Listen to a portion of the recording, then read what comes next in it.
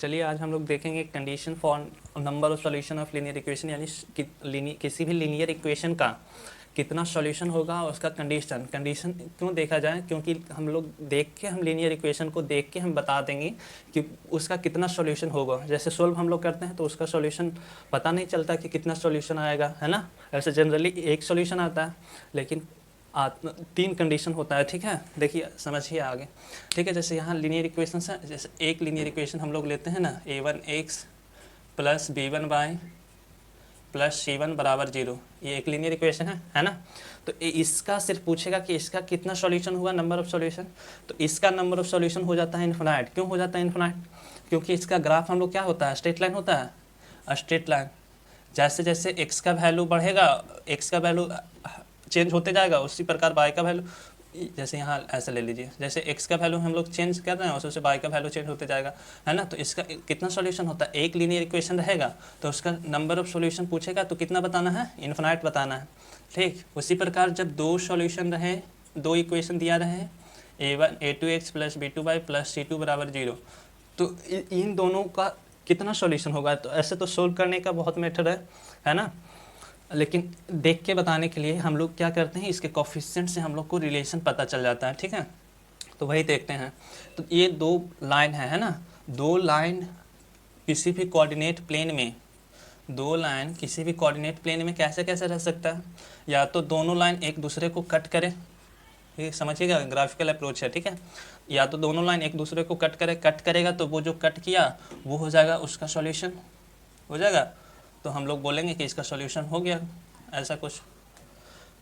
और दूसरा कंडीशन क्या हो सकता है कि दोनों लाइन एक दूसरे के पैरेलल हो सकता है। ठीक है, और तीसरा कंडीशन क्या हो सकता है, किसी भी कोऑर्डिनेट प्लेन में एक दूसरे को, या तो लाइन एक ही पे कोइंसाइड करे, है ना, एक ही पे कोइंसाइड करे। और कोई कंडीशन हो सकता है क्या?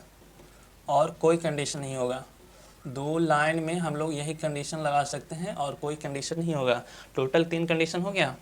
इसी को हम लोग को याद रखेंगे तो फिर हम लोग बता सकते हैं। जैसे देखिए ना, इसके लिए कंडीशन क्या हो जाता है कि इसका कंडीशन होता है कि a1/a2, इन दोनों का रेशियो ये बराबर अगर जब नहीं होगा b1/b2 के, तो हम लोग कहेंगे कि इसका नंबर ऑफ सॉल्यूशन कितना होगा, इसका नंबर ऑफ सॉल्यूशन हो जाएगा 1 सॉल्यूशन होगा। ठीक है, क्यों? क्योंकि एक जगह कट गया तो इसका सॉल्यूशन कितना, 1 सॉल्यूशन। ठीक, एक सॉल्यूशन अगर जब बोलेगा तो इसका मतलब ये कंडीशन होल्ड करना चाहिए। ठीक है, सेकंड देखिए, दो लाइन दोनों पैरेलल हो जाएगा, तब क्या कंडीशन होना चाहिए, दोनों पैरेलल होने के लिए कंडीशन लगाना है a1/a2 equal to b1/b2 is not equal to c1/c2।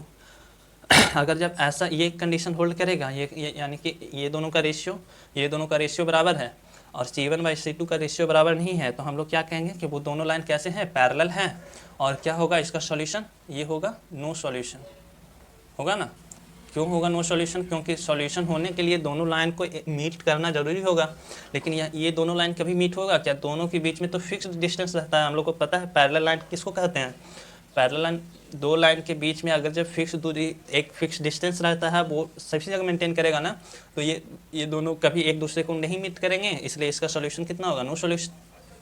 ठीक, तीसरा कंडीशन देखिए, तीसरा कंडीशन में हम लोग क्या देखें कि एक दूसरे पर एक ही लाइन लाई कर रहा है। ठीक, तो उसका क्या करना है कि उसका कंडीशन होता है a1/a2 is equal to b1/b2 is equal to c1/c2।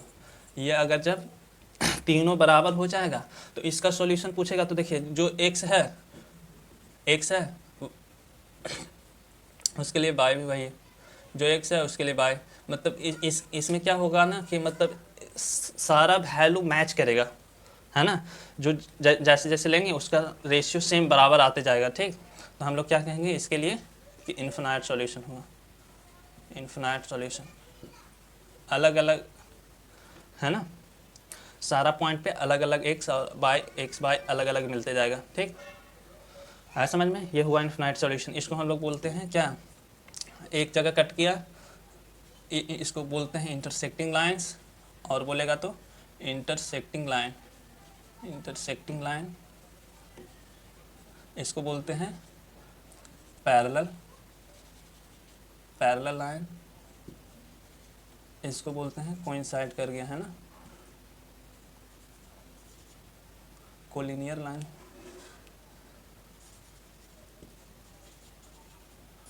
Collinear line, ठीक है, ये होता है, ठीक। यही कंडीशन होता है कि किसी भी लीनियर इक्वेशन को हम लोग अब देख के बता देंगे। अगर जब दो लीनियर इक्वेशन दिया रहेगा तो हम देखेंगे कि ये दोनों का रेशियो सेम, अगर जब अनइक्वल है तो उसका वन सॉल्यूशन, ये दोनों बराबर है और कांस्टेंट, सिर्फ कांस्टेंट का रेशियो डिफर हो गया तो नो सॉल्यूशन, क्योंकि पैरेलल लाइन है। और ये दोनों सारा बराबर है तो इन्फिनाइट सॉल्यूशन। और दो टर्म आता है कंसिस्टेंट और इनकंसिस्टेंट। देखिए कंसिस्टेंट किसको कहेंगे ना, कंसिस्टेंट अगर जब उसके पास सॉल्यूशन है, ठीक है, उसको हम लोग बोलेंगे कंसिस्टेंट। जैसे ये दोनों को हम लोग क्या बोलेंगे कि ये दोनों कंसिस्टेंट हैं, कंसिस्टेंट। और इसको बोलेंगे कि इनकंसिस्टेंट है ना, इनकंसिस्टेंट। जिसके पास सॉल्यूशन रहता है उसको हम लोग कंसिस्टेंट कहते हैं, जिसके पास सॉल्यूशन नहीं रहता है उसको हम लोग इनकंसिस्टेंट कहते हैं, ठीक। बस इतना सा है कंडीशन, ये 3 कंडीशन याद रखिएगा, ठीक।